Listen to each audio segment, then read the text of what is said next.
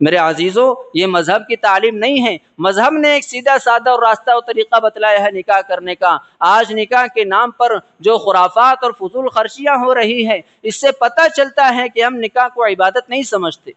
نکاح ایک عبادت ہے، ایک مذہبی طریقہ ہے، اس کو مذہب کے طور طریقے کے مطابق کرنا چاہیے۔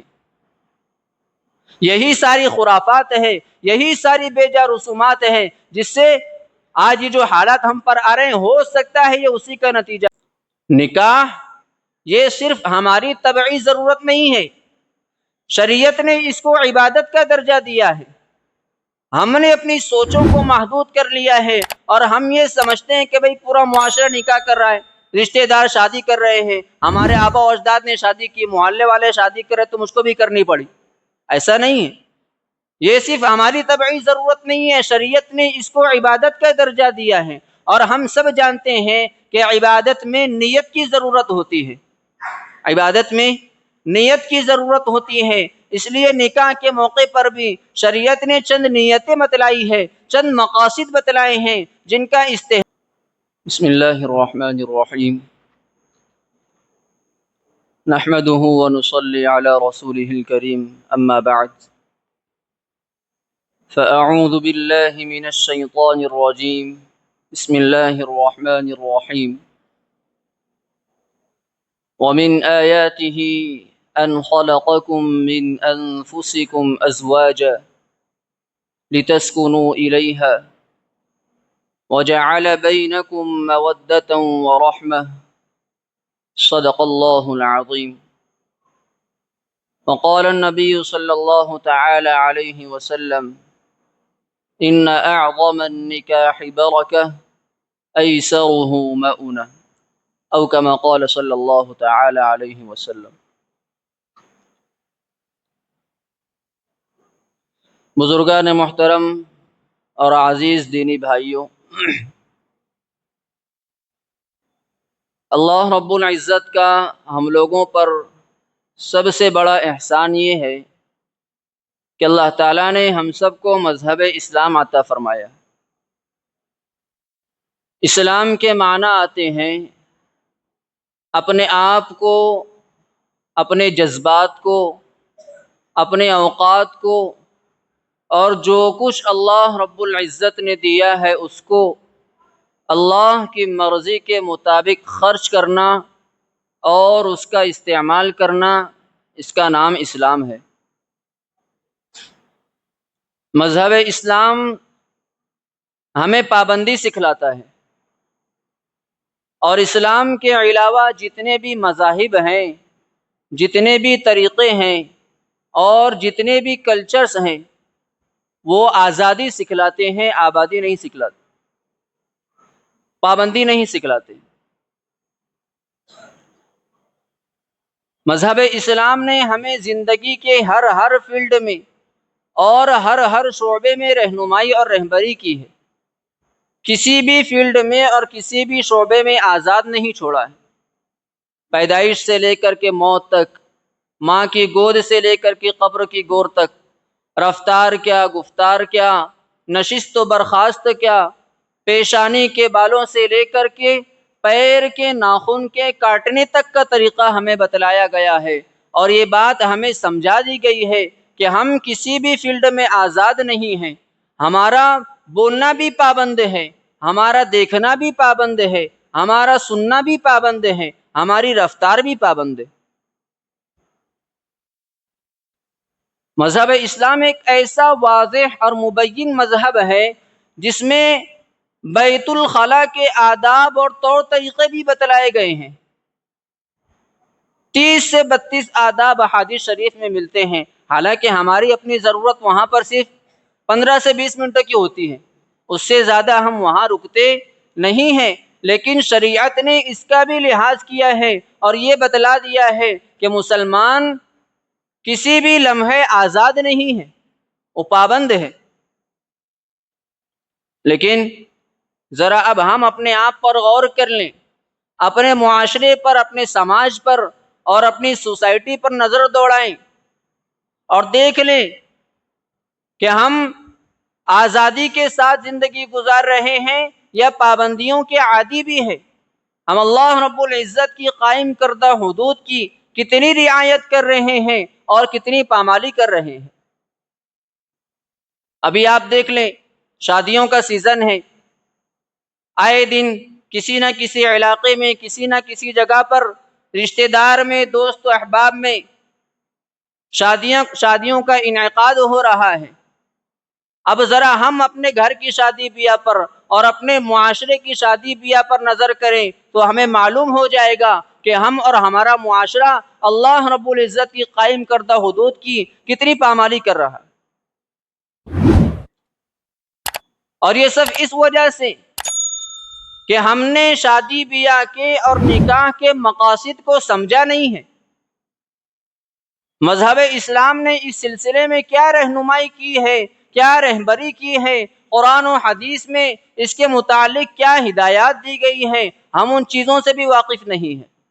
اس لیے ضرورت آج اس بات کی ہے کہ نکاح کے مقاصد کو بیان کیا جائے، نکاح کے مقاصد کو بیان کیا جائے۔ شریعت محمدی میں اللہ کے رسول صلی اللہ علیہ وسلم نے نکاح کے کیا اصول اور ضوابط بیان کیے ہیں، ان کو سمجھا جائے اور اپنی زندگی میں لایا جائے۔ نکاح ایک مسنون عمل ہے، ایک مذہبی عمل ہے، لہٰذا مذہب کے طور طریق کے مطابق ہونا چاہیے۔ مذہب نے اس سلسلے میں جو رہنمائی کی ہے، جو رہبری کی ہے، اسی کے مطابق ہونا چاہیے۔ اللہ کے رسول صلی اللہ علیہ وسلم کا ارشاد ہے کہ نکاح کرنا میری سنت ہے، میرا طریقہ ہے۔ ایک دوسری روایت میں ملتا ہے کہ اللہ کے رسول صلی اللہ علیہ وسلم نے یہ ارشاد فرمایا کہ نکاح کرنا میرا طریقہ ہے اور تمام انبیاء کرام علیہم السلام کا طریقہ ہے، یعنی یہ تمام نبیوں کی مشترکہ سنت ہے۔ وَلَقَدْ أَرْسَلْنَا رُسُلًا مِّن قَبْلِكَ وَجَعَلْنَا لَهُمْ أَزْوَاجًا وَذُرِّيَّةً۔ قرآن کریم میں اللہ تعالیٰ نے فرمایا کہ ہم نے آپ سے پہلے بھی بہت سارے رسول بھیجے اور ہم نے ان سب کو بال بچوں والا بنایا، یعنی کسی نبی نے بھی بغیر نکاح کے زندگی نہیں گزاری ہے، ہر نبی نے نکاح کیا ہے۔ اب آپ اس سے اندازہ لگا سکتے ہیں کہ اس کی شرعی حیثیت کیا ہوگی کہ جب ہر نبی نے نکاح کیا اور اس کی خبر ہمارے آقا جناب محمد رسول اللہ صلی اللہ علیہ وسلم نے ہمیں دی ہے، تو اس کے سنت ہونے میں اور اس پر ملنے والے اور مرتب ہونے والے اجر و ثواب کے بارے میں کسی بھی ایمان والے کے دل میں ذرہ برابر بھی شک و شبہ نہیں ہو سکتا۔ نکاح یہ صرف ہماری طبعی ضرورت نہیں ہے، شریعت نے اس کو عبادت کا درجہ دیا ہے۔ ہم نے اپنی سوچوں کو محدود کر لیا ہے اور ہم یہ سمجھتے ہیں کہ بھئی پورا معاشرہ نکاح کر رہا ہے، رشتہ دار شادی کر رہے ہیں، ہمارے آبا و اجداد نے شادی کی، محلے والے شادی کر رہے تو مجھ کو بھی کرنی پڑی۔ ایسا نہیں ہے، یہ صرف ہماری طبعی ضرورت نہیں ہے، شریعت نے اس کو عبادت کا درجہ دیا ہے۔ اور ہم سب جانتے ہیں کہ عبادت میں نیت کی ضرورت ہوتی ہے، عبادت میں نیت کی ضرورت ہوتی ہے۔ اس لیے نکاح کے موقع پر بھی شریعت نے چند نیتیں بتلائی ہے، چند مقاصد بتلائے ہیں جن کا استحضار ہمیں ہونا چاہیے۔ سب سے پہلے تو میں آپ لوگوں کو بتاتا چلوں کہ لڑکی اور لڑکا کے جو سرپرست ہوتے ہیں، جو ان کے والد ہوتے ہیں، شریعت نے ان کو بھی مکلف بنایا ہے کہ ان کو بھی نیت کرنی چاہیے۔ کیا نیت کرنی چاہیے؟ دیکھو، شریعت نے باپ کو حق دیا ہے اپنی اولاد کا نکاح کرنے کا، شریعت نے باپ کو، سرپرستوں کو حق دیا ہے اپنی اولاد کا نکاح کرنے کا۔ تو نکاح کے موقع پر باپ کو یہ نیت کرنی چاہیے کہ میں اللہ تعالیٰ کی رضامندی کے لیے، اللہ کو راضی اور خوش کرنے کے لیے اپنے اس حق کو ادا کر رہا ہوں۔ شریعت نے باپ کے اوپر اپنی اولاد کی طرف سے 3 بڑے بڑے حقوق قائم کیے ہیں۔ پہلا حق یہ ہے کہ جب بچہ پیدا ہو تو اس کا اچھا سا نام رکھے۔ دوسرا حق یہ ہے کہ اس کی اچھی تربیت کریں، اس کو دینی تعلیم دلوائیں۔ اور تیسرا حق یہ ہے کہ جب وہ نکاح کی عمر کو پہنچ جائے، شادی کی عمر کو پہنچ جائے تو اچھا سا رشتہ دیکھ کر کے اس کا نکاح کرا دیں، اس کی شادی کرا دیں۔ تو اتنا بڑا حق ہم اپنی اولاد کا کر رہے ہیں، لیکن دل میں نیت نہیں ہے تو اس سے بڑی محرومی کی بات اور کیا ہوگی۔ اس لیے جو سرپرست ہیں لڑکی اور لڑکا کے، جو والدین ہیں، ان کو نیت کرنی چاہیے کہ میں اللہ رب العزت کی رضامندی کے لیے اور ثواب کے حصول کے لیے اپنے اس حق کو ادا کر رہا ہوں۔ اس کے بعد شریعت نے عاقدین کو یعنی لڑکی اور لڑکا کو بھی نیت کا مکلف بنایا ہے، اور ان کے لیے بھی نیتیں شریعت کے اندر موجود ہیں۔ نکاح کے موقع سے عاقدین کو جانبین سے یہ نیت ہونی چاہیے کہ میرے رب نے فرمایا فَانْكِحُوا، تم نکاح کرو تو میں اپنے پروردگار کے حکم کی تعمیل کر رہا ہوں۔ حضور نے فرمایا نکاح کرنا میرا طریقہ ہے، میری سنت ہے، تو میں حضور پاک صلی اللہ علیہ وسلم کی سنت پر عمل کرنے کی نیت سے نکاح کر رہا ہوں۔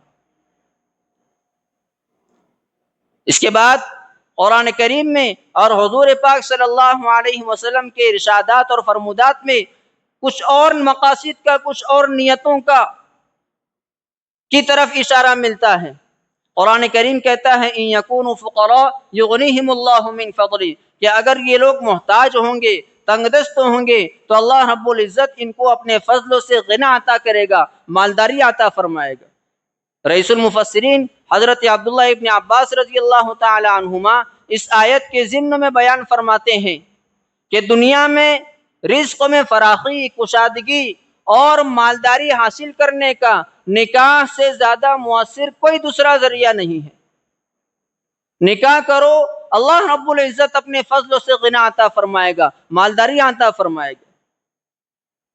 غنا کا مطلب یہ ہے کہ اللہ تعالیٰ اپنی مخلوقات میں سے کبھی کسی کا محتاج نہیں ہونے دے گا، یہ غنا کا مطلب ہے۔ تو نکاح کرنے والا نیت میں اس کو بھی شامل کر لیں کہ اللہ میں نکاح کر رہا ہوں، اس نکاح کی برکت سے تو میری محتاجی کو دور کر دے، میرے فقر کو دور کر دے، مجھے مالداری عطا فرما دے۔ اگر نکاح کے موقع پر یہ نیت ہوگی تو اللہ رب العزت ضرور غنا عطا فرمائے گا، ضرور مالداری عطا فرمائے گا۔ اللہ کے رسول صلی اللہ علیہ وسلم نے نکاح کو ایمان کے کامل ہونے کا ذریعہ بتلایا ہے۔ حدیث شریف میں آتا ہے اذا تزوج العبد فقد استكمل نصف الایمان فليتق الله في نصف الباقی، کہ جب بندہ نکاح کر لیتا ہے، شادی کر لیا، تو گویا کہ اس نے اپنے آدھے ایمان کو مکمل کر لیا۔ شادی کرنے سے، نکاح کرنے سے آدمی کا آدھے ایمان کی تکمیل ہو جاتی ہے۔ فَلْيَتَّقِ اللَّهَ فِي نِصْفِ الْبَاقِي، باقی آدھے ایمان کی فکر کر لیں، اللہ رب العزت کا تقوی اختیار کر لیں، اللہ رب العزت کا خوف و خشیت اپنے دل میں لے کر کے آئیں، اللہ رب العزت جنت کا راستہ آسان کر دے گا۔ تو ایمان کو کامل اور مکمل بنانے کی نیت سے نکاح کریں۔ اللہ کے رسول صلی اللہ علیہ وسلم نے ارشاد فرمایا کہ نکاح کرنے والا بدنگاہی اور بدکاری سے محفوظ ہو جاتا ہے، بدنگاہی اور بدکاری سے بچ جاتا ہے۔ تو نکاح کے موقع پر یہ نیت بھی ہونی چاہیے کہ میں نکاح کر رہا ہوں، اللہ رب العزت اس کی برکت سے میری شرمگاہ کی اور میری نگاہوں کی حفاظت فرمائے۔ قرآن کریم کہتا ہے وَابْتَغُوا مَا كَتَبَ اللَّهُ لَكُمْ، کہ تم اس چیز کو تلاش کرو جو تمہارے لیے اللہ رب العزت نے مقدر کر رکھی ہے، طے کر رکھی ہے، اور وہ کیا ہے؟ نیک صالح اولاد۔ وہ کیا ہے؟ نیک صالح اولاد۔ تو نیک صالح اولاد کے حصول کی نیت کرنی چاہیے۔ نیک صالح اولاد کے وجود میں لانے کے لیے نکاح میں نیت شرط ہے۔ تو اگر ان نیتوں کے ساتھ نکاح کرنے والا اگر نکاح کرے گا، پہلی چیز کیا ہے کہ حکم ربی کی تعمیل کی نیت کریں۔ اللہ رب العزت کا حکم ہے، اس لیے نکاح کر رہا ہوں۔ نبی کریم صلی اللہ علیہ وسلم کا فرمان ہے کہ نکاح کرنا میری سنت ہے، تو سنت نبوی پر عمل کرنے کی نیت کریں، ایمان کو کامل بنانے کی نیت کریں، بدنگاہی اور بدکاری سے حفاظت کی نیت کریں، نیک صالح اولاد کے وجود میں لانے کی نیت سے نکاح کریں۔ ان نیتوں کے ساتھ اگر نکاح کرنے والا نکاح کرے گا تو میرے بھائیوں زندگی کا چین و سکون حاصل ہوگا۔ قرآن کریم کہتا ہے لِتَسْكُنُوا إِلَيْهَا، تب جا کر کے زندگی کا چین و سکون حاصل ہوگا۔ اگر نیت نہیں کی، ہم نے اپنا مقصد درست تو نہیں بنایا، اپنا طریقہ درست تو نہیں بنایا، تو زندگی کا چین و سکون حاصل نہیں ہوگا۔ زندگی کا چین و سکون اللہ رب العزت نے صرف دو چیزوں میں رکھا ہے۔ کتنی چیزوں میں؟ صرف دو چیزوں میں۔ پہلی چیز کیا ہے؟ الا بذکر اللہ تطمئن القلوب، اللہ کے ذکروں سے دلوں کو اطمینان ملے گا، اللہ کے ذکروں سے دلوں کو چین و سکون حاصل ہوگا۔ اور دوسری چیز نکاح ہے، دوسری چیز نکاح ہے۔ بہت سارے ہمارے شادی شدہ افراد ہیں، احباب ہیں، شکایت کرتے ہیں آ کر کے کہ شادی سے پہلے کی زندگی تو بہت اچھی تھی، شادی سے پہلے کی زندگی بہت اچھی تھی، شادی کے بعد جیسے زندگی کا چین و سکون ہی ختم ہو گیا۔ ایسا کیوں کہنے پر مجبور ہوئے؟ صرف دو وجہ ہے۔ پہلی چیز یہ ہے کہ ہم نے اپنا مقصد درست تو نہیں بنایا، ہم نے اپنا مقصد درست تو نہیں بنایا تھا، اور دوسری چیز یہ ہے کہ ہمارا طریقہ درست تو نہیں تھا۔ اگر نیت صحیح ہوگی اور مقصد درست تو بنایا ہوگا تو میرے بھائیوں زندگی کا چین و سکون حاصل ہوگا۔ آج ہمارا طریقہ بھی درست تو نہیں ہے اور نیت سے تو ہم واقف ہی نہیں ہیں، نیت سے ہم واقف ہی نہیں ہیں۔ ذرا غور کر لیں آج ہم خود اپنے معاشرے پر، بلکہ دیکھ لیں کہ ہمارے اس مجمع میں اکثریت ان لوگوں کی ہوں گی جو شادی شدہ ہے، اکثریت شادی شدہ افراد کی ہوں گی۔ 5 سال پہلے، 2 سال پہلے، 20 سال 25 سال پہلے آپ لوگوں کا بھی نکاح ہوا ہوگا، اسی طریقے سے کہیں ایجاب و قبول کا موقع آپ لوگوں کو ملا ہوگا۔ میں آپ لوگوں سے پوچھنا چاہتا ہوں، جواب دینے کی ضرورت نہیں ہے، ہم خود اپنے آپ کا محاسبہ کر لیں کہ آپ لوگوں کے ایجاب و قبول کے وقت، آپ لوگوں کے نکاح کے موقع پر کیا آپ لوگوں نے ان چیزوں کی نیت کی تھی؟ بلکہ اگر میں یہ کہوں تو شاید غلط نہیں ہوگا کہ اکثریت تو ہم میں سے ان لوگوں کی ہوں گی جو اب تک ان شریعت کے بتلائی ہوئے ان مقاصد کی اور ان نیتوں سے ان کو واقفیت بھی نہیں، معلوم بھی نہیں تھے کہ کیا مقاصد ہے نکاح۔ عام طور پر ہمارے یہاں اس سلسلے میں غفلت ہو رہی ہے، اور یہ ذمہ داری بنتی ہے سرپرستوں کی، ذمہ داری بنتی ہے والدین کی کہ اپنی اولاد کو نکاح کے مقاصد سمجھائیں، نکاح کے بعد کی زندگی کے بارے میں بتلائیں کہ نکاح کے بعد کی زندگی کیسے ہونی چاہیے۔ اس سلسلے میں ہماری توجہ اس طرف نہیں ہے، ہمارے یہاں اس سلسلے میں بہت غفلت برتی جا رہی ہے۔ البتہ آج نکاح کے نام پر جو دھوم مستیاں ہو رہی ہیں، جو خرافات ہو رہی ہیں، جو بے جا رسومات ہو رہی ہیں، اس سے اس بات کا پتہ چلتا ہے کہ ہم نکاح کو عبادت سمجھتے ہی نہیں۔ آج نکاح کے نام پر، شادی بیاہ کے نام پر بہت سی لایعنی چیزیں ہو رہی ہیں، بہت سی خرافات ہو رہی ہیں اور بے جا رسومات ہو رہی ہیں، حتیٰ کہ لوگ سمجھنے کو تیار نہیں۔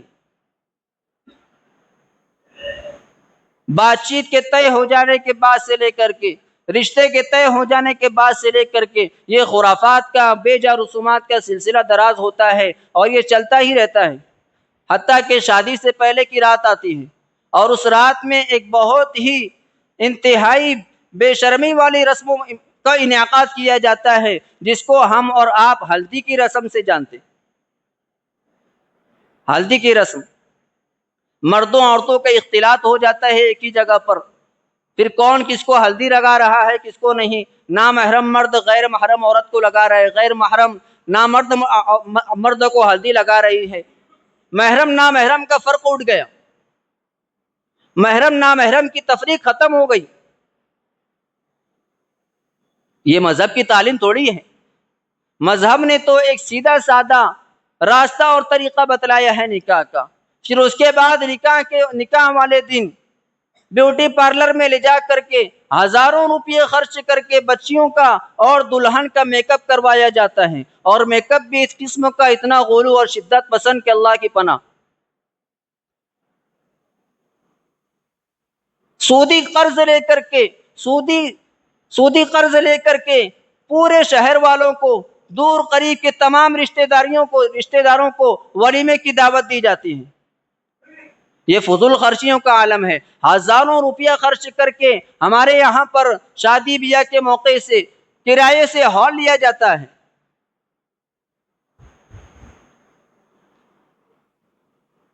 حضرت انس رضی اللہ تعالیٰ عنہ فرماتے ہیں کہ ایک مرتبہ اللہ کے رسول صلی اللہ علیہ وسلم کی مجلس میں حضرت عبد الرحمن ابن عوف رضی اللہ تعالیٰ عنہ تشریف لائے. عشرہ مبشرہ میں سے ہیں، جلیل القدر صحابی ہے. حضور کی خدمت میں حاضر ہوئے. ان کے بدن پر اور کپڑے پر خوشبوؤں کے نشانات تھے. اس زمانے کے اندر جو خوشبو جو لگائی جاتی تھی وہ جسم والی خوشبو ہوتی تھی، زرد رنگ کی، پیلے رنگ کی، اس طریقے کی خوشبو لگائی جاتی تھی. حضور نے دریافت کیا کہ عبد الرحمن کیا بات ہے؟ فرمایا اللہ کے رسول، میں نے سونے کی ایک طے شدہ مقدار کے بدلے میں فلاں خاتون سے نکاح کر لیا. آپ علیہ الصلوۃ والسلام نے فرمایا عبد الرحمن اولم ولو بشاتین، کہ اگر ایک بکری تم کو میسر ہو تو اس کے بدلے میں ہی ولیمہ کر لو. اس واقعے کے اندر عبرت ہیں ہم لوگوں کے لیے، ان لوگوں کے لیے بھی جو سودی قرض لے کر کے، سودی لین دین لے کر کے بڑے پیمانے پر لوگوں کو برا کر کے شادی بیاہ کا انعقاد کرتے ہیں. دیکھو عبد الرحمن ابن عوف رضی اللہ تعالی عنہ ایسے مالدار تھے کہ ہمارے اس پورے معاشرے میں، بلکہ اس پورے شہر میں میں کہتا ہوں شاید ہی ان کی طرح کوئی مالدار ہوگا. لیکن نکاح اتنی سادگی سے کیا، اور اتنی سادگی سے کیا کہ اللہ کے رسول صلی اللہ علیہ وسلم کو بھی اطلاع کرنا مناسب اور ضروری نہیں سمجھا. اور دوسرا پہلو آپ علیہ الصلوۃ والسلام کا فرمان اولم ولو بشاتین. بھائی دن بھر حضور کی مجلس میں رہنے والے، حضور کے ساتھ میں رہنے والے عبد الرحمن ابن عوف رضی اللہ تعالیٰ عنہ، لیکن حضور کو اپنی شادی بیاہ کے موقع پر دعوت دینا ضروری نہیں سمجھا تو حضور برہم نہیں ہوئے، غصہ نہیں ہوئے کہ تم دن بھر میرے ساتھ رہتے ہو، میرے ساتھ تمہارے تعلقات اتنے اچھے ہیں، تم نے اپنی شادی بیاہ کے موقع پر مجھے یاد نہیں کیا. حضور نے یہ نہیں فرمایا. اس میں عبرت ہے ان لوگوں کے لیے بھی جو اپنے ان رشتہ داروں سے جنہوں نے کبھی غفلت کی وجہ سے شادی بیاہ کے موقع پر ان کو فراموش کر دیا تو وہ رشتہ داری توڑنے تک گریز نہیں کرتے. میرے عزیزوں، یہ مذہب کی تعلیم نہیں ہے. مذہب نے ایک سیدھا سادہ اور راستہ اور طریقہ بتلایا ہے نکاح کرنے کا. آج نکاح کے نام پر جو خرافات اور فضول خرچیاں ہو رہی ہیں، اس سے پتہ چلتا ہے کہ ہم نکاح کو عبادت نہیں سمجھتے. نکاح ایک عبادت ہے، ایک مذہبی طریقہ ہے، اس کو مذہب کے طور طریقے کے مطابق کرنا چاہیے. یہی ساری خرافات ہے، یہی ساری بے جا رسومات ہیں جس سے آج یہ جو حالات ہم پر آ رہے ہیں، ہو سکتا ہے یہ اسی کا نتیجہ ہو. ایک مرتبہ حضرت شاہ ولی اللہ محدث دہلوی رحمۃ اللہ تعالی علیہ نے لوگوں سے فرمایا کہ لوگوں اپنے حالات کو درست کرو، اپنے حالات کو درست کرو. میں دہلی کی گلیوں میں خون بہتا ہوا دیکھ رہا ہوں. علماء نے لکھا ہے کہ ہندوستان کے حالات ایسے ہوئے تھے تو اللہ رب العزت نے انگریزوں کو مسلط کیا تھا. آج یہ جو حالات ہم دیکھ رہے ہیں نا، یہ ہمارے ہی کرتوتوں کا نتیجہ ہے. اس لیے ہم نے اپنے آپ کو بدلنے کی ضرورت ہے، اپنے معاشرے کو بدلنے کی ضرورت ہے. معاشرے میں پھیلی ہوئی اس بدامنی کو اور ان خرافات کو دور کرنے کی ضرورت ہے. اور یہ صرف دو چند لوگوں کے بولنے سے نہیں ہوگا. ہر شخص اپنے معاشرے کا، اپنی فیملی کا ذمہ دار بن جائے، نگہبان بن جائے، اور یہ پختہ ارادہ کر لے، تہیہ کر لیں کہ ہم اپنے گھر کی شادی بیاہ کو خرافات کے ساتھ نہیں ہونے دیں گے. اگر ہم نے یہ ارادہ کر لیا تو انشاءاللہ بہت جلد ماحول سازگار ہو جائے گا. اللہ رب العزت ہم سب کو اپنی ذمہ داریوں کا احساس نصیب فرمائے اور ان کہیں سنی باتوں پر عمل کرنے کی توفیق نصیب فرمائے. وآخر دعوانا ان الحمد للہ رب العالمین.